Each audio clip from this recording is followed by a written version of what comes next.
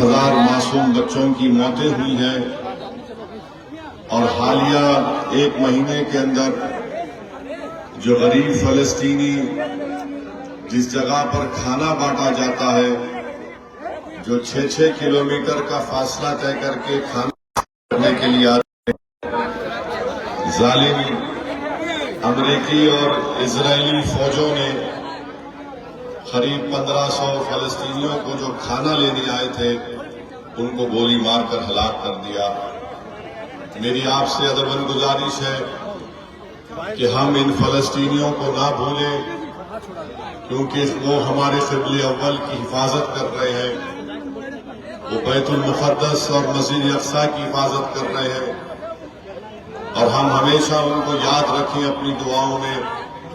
और आपको मैं बताना चाहूंगा कि वो जगह है जहां पर हशर का मैदान होगा, ये वो जगह है, अहादीस शरीफ से साबित हुआ है, ये वो जगह है जहां पर मीज़ान लगाया जाएगा।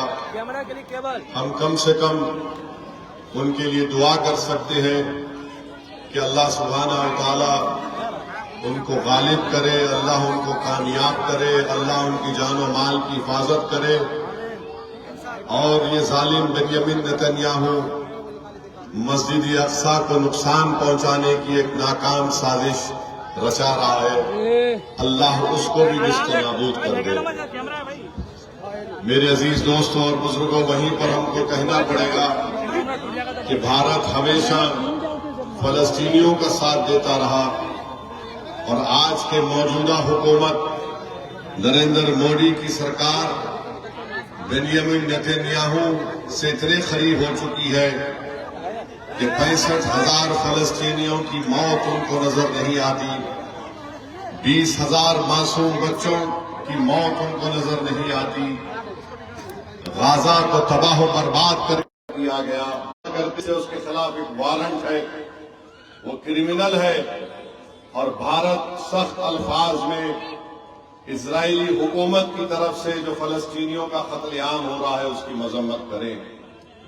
मेरे अजीज दोस्तों और बुजुर्गों, दूसरी बात जो आपसे करना था वो ये है कि मैं आपका शुक्रिया अदा करता हूं कि कोचा दामन की जनता ने, आप तमाम ने पार्लियामेंट के इलेक्शन में भारी अक्सरियत से वोट जनाब अख्तरुल ईमान के हक में आपने इस्तेमाल किया। मैं आपका शुक्रिया अदा करने आया हूं।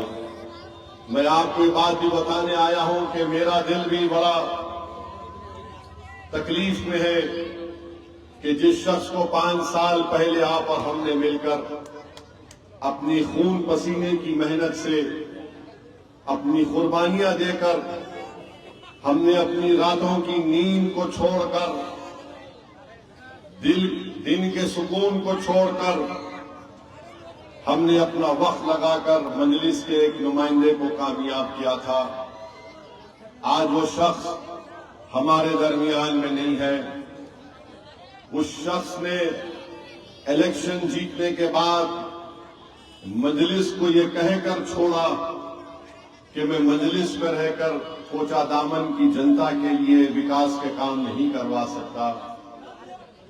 उस शख्स ने एक बहाना बनाकर कोचा दामन की आवाम के पीठ में खंजर घोंपा। उस शख्स ने अपने जमीर की नीलामी करके सीमांचल की आवाम के पीठ में खंजर घोंपा। आज मैं आपको ये बात बताने आया हूं कि हमको भी तकलीफ है कि ऐसे शख्स ने आपकी और हमारी कुर्बानियों को देखा नहीं और हुकूमत वक्त के आगे जाकर अपने सर को झुका दिया। मगर आप जानती हैं कि तारीख गवाह है, जो लोग गद्दारी करते तारीख में इनका नाम लिखा जाएगा कि यह गद्दार था जिसने मासूम को धोखा दिया था। आप जानते हैं कि टीपू सुल्तान से जिन्होंने गद्दारी की थी, तो लोग टीपू सुल्तान को सुबह क़यामत तक याद रखेंगे और लोग हमेशा मीर जाफर और मीर सादिक को गद्दार कहते रहेंगे। तो जो लोग चंद पैसों के लिए अपना जमीर बेचकर हुकूमत वक्त के आगे अपने गर्दन को झुका दिया, आज वो गद्दार कहलाएंगे। जब तक तुम दुनिया में रहोगे, जब तुम इस दुनिया से चले भी जाओगे, लोग कोचा दामन की तुमको इस बात से याद करेंगे कि तुमने हमारे को धोखा दिया था, और गद्दार कहकर तुमको याद किया जाएगा। और एक झूठ कहा गया कि मजलिस में रहकर कोचा दामन के लिए काम नहीं करवा सकते। जब छोड़कर गए तो तेजस्वी यादव बिहार के उप मुख्यमंत्री थे, अख्तरुल ईमान अकेले विधायक एमएलए थे। अख्तरुल ईमान साहब ने अपने विधानसभा में 800 करोड़ के काम मंजूर करवाए हैं, और उसमें से कई काम पाए तकमील को पहुंच चुके हैं। कोचा दामन में कौन सा काम हुआ? आज ये शख्स कोचा दामन की जनता में नहीं फिर सकता, अपने कोई साथियों को भिजाता है, जाओ जाकर देख कर आओ, क्योंकि कोचा दामन की जनता जान चुकी है कि हम गद्दारों का साथ नहीं देंगे। कोचा दामन की जनता ने फैसला कर लिया कि जो मजलिस का साथ छोड़ेगा वो हम उसका साथ नहीं दे सकते। मेरे अजीज दोस्तों और मेरी इज्जतदार माँ और बहनों, मैं आपसे अपील करने आया हूं कि मजलिस से ये दुश्मनी क्यों की जाती है। ये तमाम सियासी पार्टी के जिम्मेदार नहीं चाहते कि बिहार में मुसलमानों का कोई विकल्प या कोई मुतबादिल सियासी कुव्वत ना उभरे। जितने अपने आप को सेकुलर और कम्युनल पार्टी कहते हैं, जिसमें बीजेपी भी शामिल है, राजद भी शामिल है, ये कभी भी नहीं चाहेंगे कि बिहार में मुस्लिम अकलियत का एक सियासी लीडरशिप बने। ये खुश हैं कि अपर कास्ट के, चाहे वो ब्राह्मण हो, राजपूत हो, भूमियार हो, ईबीसी के लोग हो, कोई यादव हो, कोई पासवान हो, कोई माझी हो, इनकी लीडरशिप बन जाए। इनको तकलीफ इनसे नहीं होती, इन तमाम को तकलीफ उस वक्त होती है जब मजलिस ये कहती है कि तमाम समाज के लोग की एक सियासी लीडरशिप है, आप अपनी सियासी क़यादत को बनाइए। तो फौरन ये लोग उंगली उठाकर इल्जाम लगाती है कि ये फुला टीम है, ये वोट काटने आए हैं, ये करने आए हैं। आप बताइए, बिहार में 20 साल कांग्रेस की सरकार, 15 साल राजद की सरकार और 20 साल से नीतीश कुमार मुख्यमंत्री है। कभी इधर जाकर नाचते हैं तो कभी उधर जाकर नाचते हैं। मगर बताइए आपको क्या हासिल हुआ? इनकी तरफ से कोई मुसलमान आता है और आकर कहता है कि देखो भैया हम हैं, आप हमको बोलो। मगर ये ऐसे हमारे भैया हैं, जब इनके सियासी बाप के सामने जाते तो गूंगे और अंधे बन जाती है, इनकी जबान तक नहीं खुलती। सीमांचल के गरीब मजलूम अवाम के ताल्लुक से बात करने के लिए मेरे अजीज दोस्तों और बुजुर्गों, हम आपसे अपील करने आए हैं कि हम किसी समाज के कभी खिलाफ थे ना कभी रहेंगे। हम रसूलुल्लाह सल्लल्लाहु अलैहि वसल्लम के उम्मती हैं। हम किसी भी मजहब के खिलाफ नहीं हो सकते। जो मुसलमान है वो किसी मजहब के खिलाफ हो ही नहीं सकता। जो सच्चा मुसलमान है, जिसको दीनी तालीमात से वो बाखबर है, वो जानता है हम किसी के खिलाफ नहीं। मगर अगर कोई हमारे खिलाफ होता है और अगर कोई हमको आके छेड़ता है तो फिर हम उसको छोड़ते नहीं है, इतना भी याद रख लो। तुमने हमसे छेड़खानी की, अब इसका जवाब तुमको देना पड़ेगा। आप बताइए, अख्तरुल ईमान ने खत लिखा मोहतरम लालू प्रसाद यादव को, बाप को खत लिखा, तो बेटा बोलता मुझे खत नहीं आया। अगर मैं किसी के घर में जाकर आपके वालिद से, बाप से मिल लूं, आपकी मां से कहूं कि मेरे लिए दुआ दीजिए, और जब आपके बाप को ये और मां का आशीर्वाद मुझे मिल गया, तो बेटा नहीं बोल सकता कि तुमने मुझसे आशीर्वाद नहीं लिया। ये हमारे घर के आदाब हैं। हमारे बड़ों को हम सर का ताज बनाकर रखते हैं।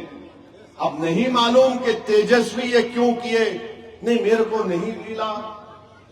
हमने उसकी हुज्जत को पूरा करने के लिए अख्तर भाई से कहा कि इसको भी आप एक खत लिख दीजिए।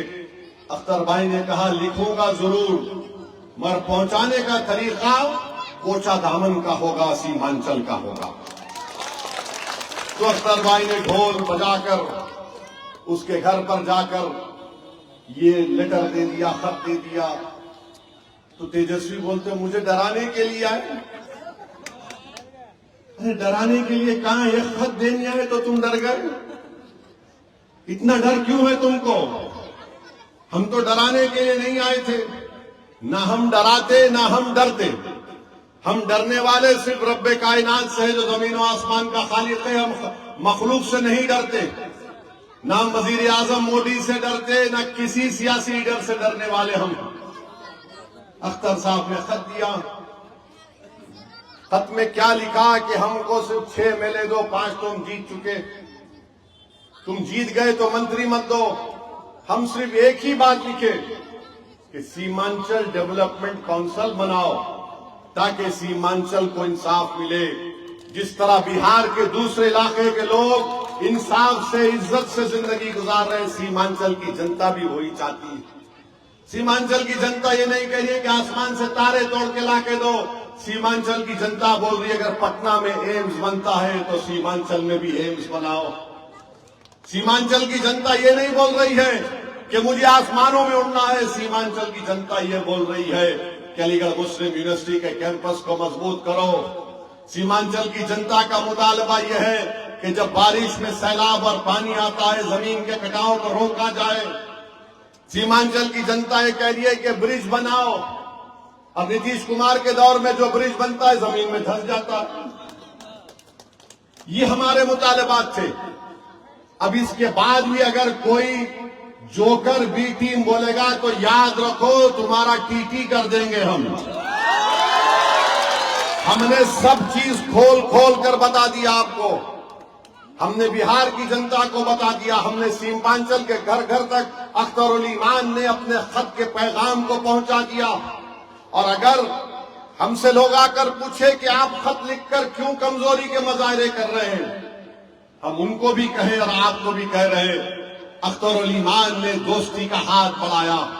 और किस वक्त बढ़ाया? जब तुमने हमारे 4 MLAs को खरीद लिया। इसके बावजूद भी हमने आला ज़र्फी का मुजाहरा क्यों किया कि हम नहीं चाहते कि बिहार में मोदी की हुकूमत दोबारा बने। हम नहीं चाहते कि बिहार में दोबारा मोदी का मुख्यमंत्री बने। हमने दोस्ती का हाथ बढ़ाया। अगर कोई राजद वाले दोस्ती के बढ़ावे हाथ को कमजोरी की निशानी समझते हैं तो याद रखो ये हाथ बड़े दराज है, तुम्हारे गिरेबान के तार से खेलने के लिए भी तैयार है। ये तुमको फैसला करना है। और हम भारत के प्रधानमंत्री को एक पैगाम देना चाह रहे हैं, आप सीमांचल की जनता की बेइज्जती करना बंद करिए। अमित शाह आप देश के गृह मंत्री हैं, आप सीमांचल की जनता की बेइज्जती करना बंद करिए।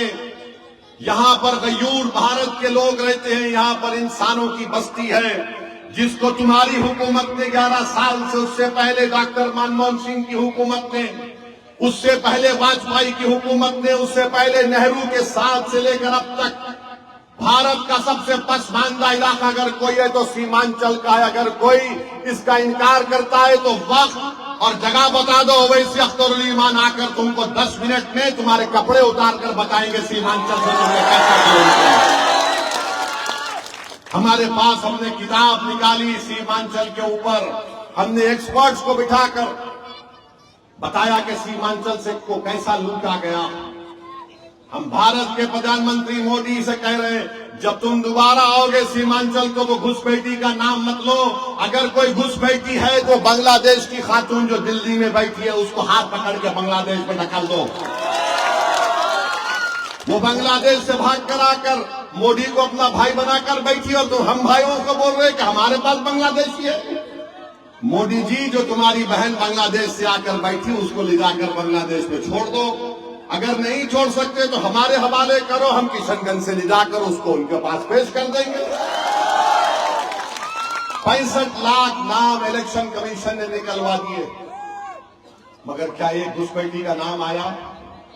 अगर बीजेपी, आरएसएस सीमांचल को बदनाम करने की कोशिश कर रही है, हम उनको बता रहे हैं कि जब चुनाव के रायदही का दिन आएगा, मतदान का दिन आएगा, सीमांचल का एक एक बच्चा, सीमांचल की एक एक मां, सीमांचल का एक एक बुजुर्ग निकलकर वोट के जरिए तुमको पैगाम देगा कि ये भारत की सरजमीन है, यहां पर कोई बांग्लादेशी नहीं है।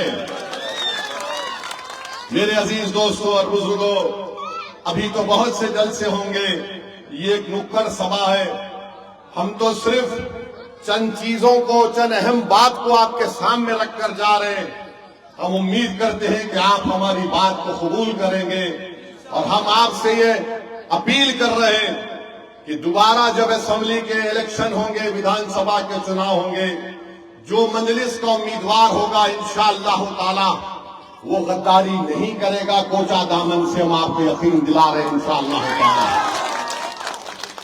और वो लोग जान भी लें, जो पार्टी का वोट है वो पार्टी के नाम पर पड़ता, शख्सियत के नाम पर नहीं पड़ता। कोचा दामन की जनता, मैं तुम्हारे सामने हाथ फैलाकर अपील कर रहा हूं, तुम बता दो उन जालिमों को जिन्होंने हमारे 4 लोगों को खरीद कर अपना घर का गुलाम बना दिया कि तुमने वोट पार्टी को दिया था, शख्सियत को नहीं दिया था तुमने।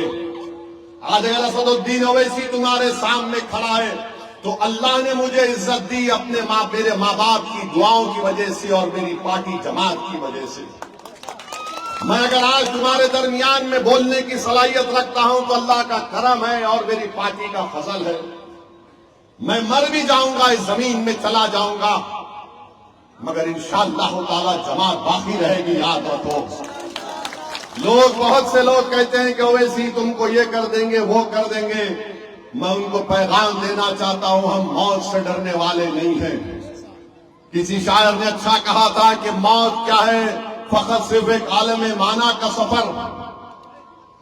हर एक जो आएगा जाएगा जमीन में, फिक्र मत करो, कोई 200 साल जिंदा नहीं रहेगा, हम सब जाएंगे।